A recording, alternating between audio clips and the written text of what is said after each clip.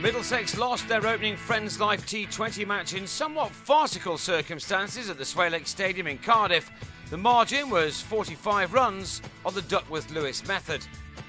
Alvaro Petersen won the toss and elected to bat first, and he and Mark Cosgrove, back in Glamorgan colours for the T20 this season, got off to an excellent start with plenty of boundaries early on by fish or by foul. Cosgrove is a cricketer built for 2020 cricket, and one wonders why he hasn't done more in the shortest form of the game. He's naturally a very good striker of a cricket ball, and it's fair to say that when he hits it, it stays hit, as the Middlesex bowlers were being reminded in the opening overs of this game in Cardiff. Petersen, the Glamorgan captain, showed more deftness in his approach, but the two worked well together as they put on 63 in the first 7 overs. The threatening partnership was ended by Stirling, who beat Cosgrove well out of his ground, allowing John Simpson an easy stumping to remove the big Aussie for 31. Middlesex would have hoped that getting him out would quieten things down a bit, but they were mistaken as Jim Allenby came to the crease and excelled from the start of his innings. He waited for his moments, whether it be from slower balls or short ones, allowing him to free his arms, and it worked well as he raced the score along. It was threatening to be a decent one at this stage. Petersen, in his first T20 match for Glamorgan, went to his 50 off only 37 deliveries, an innings including 7 classy boundaries. But it was Allenby who really kicked on. He struck Tom Smith out towards the River Taff with one exquisitely timed stroke, and then he pulled Stirling over the square leg boundary for another, as these two took the total to 145 with 4 overs remaining. Middlesex now needed to slow things down, and they thought they had a chance of doing that when Allenby hit Stirling's low full toss out to Chris Rogers to go for a 42 made from 29 balls. And after Petersen struck another Stirling full bunger for another maximum to move on to 72, he too departed as he holed out to Tim Murtagh off Stephen Crook to put the Welshman on 158 for 3 with only 14 balls left. But boy, they made the most of those.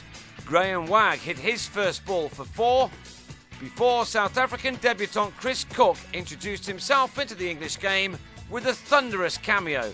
In the penultimate over, bowled by Middlesex debutant Ryan McLaren, Cook smashed 3 successive sixes. It was a fantastic effort with some very clean hitting of a cricket ball. The third maximum went right off the middle of the bat and travelled a very long way indeed. What made matters worse was that Wagg also hit a 6 in the last over, as this pair added 35 runs in only 11 deliveries. Cook's 22 came off just 6 balls, but he was out much to the anger of someone in front of our camera, but Glamorgan had managed to get to 199 for 4 off their 20 overs. That meant that the Panthers had to score at 10 runs per over, and Stirling and Rogers kept up with that rate in the opening couple of overs as they smashed 21 off the first 10 balls. The decision to open the bowling with Robert Croft backfired, although Wagg also went for a boundary off the bat of Rogers. But Middlesex could ill afford to lose early wickets, which is what they did, when Stirling was unlucky to find Allenby in the deep to go for a rapid 15. To their credit, Middlesex kept right up with the rate in the power play overs, with Scott Newman coming out and proving that he's got what it takes in this competition. Remember that a year ago, the Panthers were opening up with Adam Gilchrist and David Warner.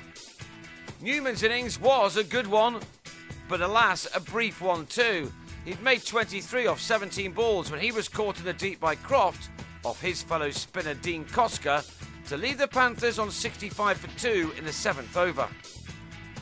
Wickets were always going to be Middlesex's nemesis, and after Rogers had eased David Brown over the boundary for the second 6 of the innings, he was out, leg before, to the part-time bowling of Cosgrove, who would have been thrilled to see the back of his fellow countryman for 28.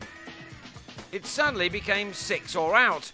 Koska placed a ball just where Neil Dexter wanted it, but then next ball Dexter went straight and gave Cook a catch at long on, as the Panthers captain was out for 20, with his side now in trouble on 106 for 4 in the 13th over. It should have been worse for them, as Jamie Dalrymple somehow survived this. He should have been run out by a distance, but risks had to be taken, with Middlesex now needing 90 of the last 7 overs. That inevitably led to a collapse. Dalrymple hit Croft down long on's throat to go for 10, the last of the batsmen to make it into double figures.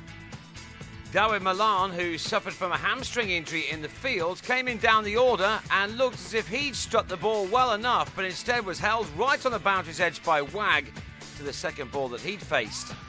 Now the farcical bit. We had a breakdown of the floodlights with Middlesex at 121 for 6, which meant a delay in play, with Middlesex as good as out of the match. When they resumed with a reduced target of 183 of 18 overs, Crook was the latest batsman to find long on to go for a duck.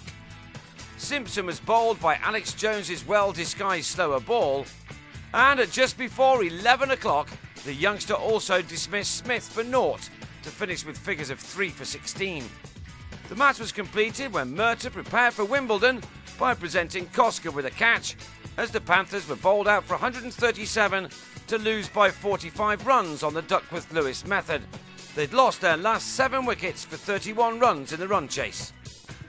Thankfully, they don't have too long to try to put this defeat behind them, although things won't be easy at Somerset on Sunday afternoon. There are no better teams to play to show what the Panthers' potential is in this competition.